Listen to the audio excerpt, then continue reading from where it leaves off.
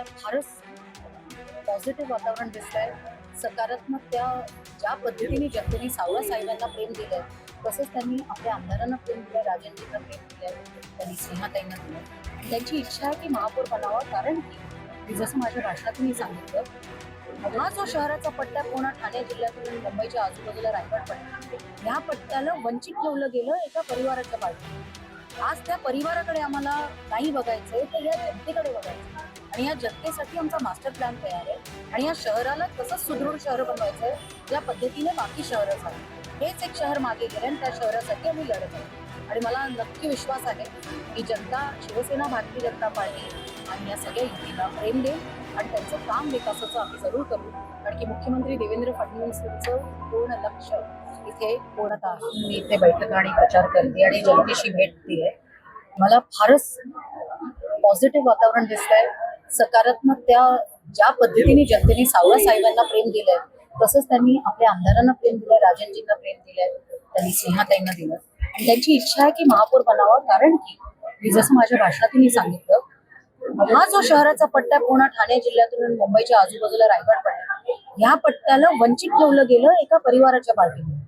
आज त्या परिवाराकडे आम्हाला नाही बघायचंय, तर या जनतेकडे बघायचं आणि या जनतेसाठी आमचा मास्टर प्लॅन तयार आहे आणि या शहराला तसंच सुदृढ शहर बनवायचंय ज्या पद्धतीने बाकी शहरं झाली. हेच एक शहर मागे गेले आणि त्या शहरासाठी आम्ही लढत आहोत आणि मला नक्की विश्वास आहे की जनता, शिवसेना, भारतीय जनता पार्टी आणि या सगळ्या युतीला प्रेम देईल आणि त्यांचं काम विकासाचं आम्ही जरूर करू.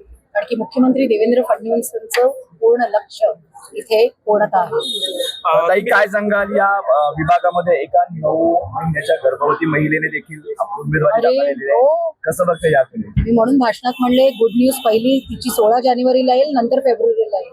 म्हणजे तिचं लेकरू जे या शहराचं भविष्य आणि देशाचं भविष्य आहे, ते जेव्हा बाहेर येईल ते जास्त सुंदर शहर बघेल. कारण की आई नगरसेविका असेल आणि इकडचा महापौर भारतीय जनता पार्टी शिवसेना महायुतीचा असेल.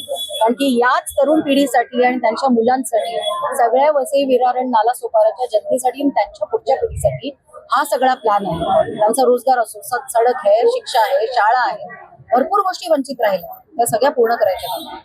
मॅडम, या ठिकाणी तुम्ही सिटीची हवा नाही, तुमचा प्रश्न खूप चांगला आहे. मी म्हणलं तोंडात हवा राहिली नाही शिट्टी वाजवायला. शिट्टीची हवा काढायची गरज नाही, शिट्टीत हवा टाकावी लागते. तुमचा प्रश्न चुकलाय. आणि बाहेरचे नेते ज्यांनी त्यांचा सगळा परिवार जो बाहेर राहतो देशाच्या, त्यांच्याविषयी तुम्ही म्हणताय का? बाहेरचे नेते तुम्ही हे म्हणताय जिथे ते हिंदी भाषिकांना वेगळं करतात, मराठी भाषिकांना वेगळं करतात, गुजराती भाषिकांना वेगळं करतात. काय सांगताय तुम्ही? मला वाटतं पत्रकारांची इच्छा आहे की आता काहीतरी वेगळं बनावं, म्हणून तुम्ही आम्हाला प्रश्न विचारला आणि मी धन्यवाद देऊ इच्छिते. भारतीय जनता पार्टी तुम्ही उलट म्हणताय. आत्ताच तुम्ही शेकडो बहुजन विकास आघाडीचे सुद्धा नेते तिकडून सोडून येते. बघा कसं असतं निवडणुकीत. आता तो कोणता कार्यकर्ता गेलाय ह्याच्याविषयी न बोलता, जो कोणता कार्यकर्ता आमचा थोडा नाराज आहे, नाही कारण की भारतीय जनता पार्टीने वाढली, त्यामुळे जो कोणता कार्यकर्ता नाराज आहे त्याला सगळ्यांना मी हात जोडून विनंती केली आहे की आपलं लक्ष विकासासाठी आहे आणि विकास महत्वाचा, स्वतःचा विकास नाही, आपल्या शहराचा विकास. आणि असे भरपूर 80% कार्यकर्ते, ज्यांच्याशी शेकडो कार्यकर्त्यांची फोनवर बोलले गेल्या 3 दिवस, भरपूर कार्यकर्ते शांत आहेत आणि पक्ष शिस्तीनुसार काम करत आहेत. काही समजा यांची अपेक्षा आहे की त्यांनी स्वतःसाठी काय बनवावं, तर त्यांनाही शुभेच्छा आहे. म्हणजे असं नाही की माणूस चुकतो, कधी होत असतं. त्यांनाही आम्ही परत घेऊन नगरसेवक होता, तो देखील आता अपक्ष उमेदवार म्हणून भाजपच्याच विरोधामध्ये रिंगणात उतरलेला आहे. तसाच प्रभाग क्रमांक जे उमेदवार, आमचं गणित पुढे मागे झालं होतं, त्यामुळे आता 1ला आणि 22 काय झालं यापेक्षा भारतीय जनता पार्टीच्या कमळावर लोकांनी बटन दाबावं आणि आम्ही पुढे जाऊन महापौर बनायचं. त्यामुळे महापौर बनण्यासाठी आज आपण या चिंतेत राहू नये की कोण कुठे लढलं, कोण कुठे गेलं. आणि माझं सगळ्यांशी बोलणं झालं, पण जो पक्षासाठी शिस्तीत थोडे राहत नाही त्यांना आमचा नमस्कार आहे लांबून. आणि त्यांना माहिती की महापौर पक्षाचाच बनणार आहे, तर बाहेरचं तर बनणार नाही. त्यामुळे त्यांनाही कळलेलं आहे. पण सगळ्यांना शुभेच्छा. कारवाई होणार का पक्षाच्या माध्यमातून? येणाऱ्या काळात तुम्ही बघा. या ठिकाणी वाहतूक कोंडीची समस्या मोठी आहे. बिलकुल आहे. मी स्वतः भाषणात बोलले आणि मुंबईत जसं आम्ही काम करतोय तसंच मी म्हणलं ना, मास्टर प्लॅन या शहराला हवा आणि भरपूर पुलांची कामं सुरू होती. मला खासदार सांगत होते की ज्या पद्धतीने रेल्वे ही आपली लाईफलाईन आणि इकडच्या राहणाऱ्या लोकांची जशी 5वी लाईन येते, कारण की बोलण्याची खासदार माझ्यावर असायचे नाही की तीच आमची चर्चा असायची संसदेत, त्याच्या पुढेही रोड कन्स्ट्रक्शन आणि काही पुलं अजून बांधण्याची राहिले, जे खासदार साहेब मला आत्ताच सांगत होते. ते सगळं 15 जानेवारी मध्ये बुलेट ट्रेनच्या स्पीड मध्ये कामं पटकन सुरू होतं. तुम्ही फक्त वाट बघा 16च्या पुढची जेव्हा शिथिल होईल प्रचाराची सगळी. मतदारांना काय आवाहन करता? मतदारांना हात जोडून मी आवाहन करते, जसं तुम्ही आमच्यावर विश्वास ठेवला लोकसभेत एका चांगल्या खासदाराला तुमच्या आवाजासाठी ठेवलं, विधानसभेत तुम्ही एक तरुण नेतृत्व वसईमधून आणलं, महिला नेतृत्व, तुम्ही नालासोपाऱ्यातून एक जबरदस्त नेतृत्व आणलं, आणि राजनजी ज्यांनी वर्षानुवर्ष पक्षासाठी काम केलं आणि खरंच खाचा खाल्ल्या, त्यांना मदत केली, आणि 2 जायंट केलर ते आमचे. काहीतरी विचार करून जनतेने आम्हाला मदत केली. त्यामुळे जनतेला अजूनही हात जोडून विनंती आहे, हे ट्रिपल इंजिनचं सरकार आहे, आणि या शहराला आता कोणाची प्रायव्हेट लिमिटेड कंपनी न होता या शहराचाही विकास सगळ्या बाकी शहरांचा जसा MMR मध्ये होतोय, मुंबई मेट्रोपॉलिटन रिजन मध्ये, तसा व्हावा, त्यासाठी आम्हाला मतदान करा. भारतीय जनता पार्टीमध्ये माजी सरपंच होते शेखर डोरी, हे बहुजन विकास आघाडीमध्ये प्रवेश करून आज त्यांनी एका भाषणामध्ये बोललाय की वसई विरारमध्ये जी भारतीय जनता पार्टीचे पक्ष आहे ते नवरा बायको म्हणून पक्ष चालवतात असे आरोप. असा आरोप केला जातो. ठीक आहे, त्यांच्या माहिती कोणते नवरा बायको ते काढतायत, पण त्या अंशाशी पण मी बोलून घेईन. मला नाही वाटत की काही त्यांच्या मनात थोडा बहुत राग असेल.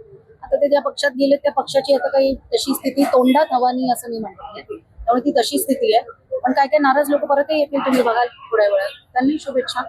राग कोणावर नाहीये, कारण की जनतेवर प्रेम आहे. भी इतने बडे नेते, इतके मोठे नेते सगळे इकडे फेऱ्या मारायला लागल्या, म्हणजे हवाच आहे ना. करू ते. अपा लोकसभा और विधानसभा में आप पराजित हुए थे, तो कॉर्पोरेशन की किस प्रकार की तैयारियां, कैसे भाजपा को आप पराजित करेंगे? नहीं, सभी लोगों को साथ में लेके हम काम कर रहे हैं. कोई एक इलेक्शन हारने से जिंदगी नहीं हारी जाती. हाँ, और लोगों ने परिवर्तन का देख लिया है. रास्ते के खड्डे देखे. कभी गणपति खड्डों में नहीं आए थे, नवरात्रि खड्डों में नहीं हुई थी, दिवाली खड्डों में नहीं हुई थी. 35 साल में देखा है क्या ऐसा कभी हुआ? तो अभी लोगों को भी समझ में आ गया. अभी राजस्थानी 36 कोम समाज के प्रवासी वो सब आए थे कि हमने गलती की. लोगों को ही मालूम गिर रहा है कि हमने गलती की, तो इसके ज्यादा मेरे को कुछ बात नहीं करनी है.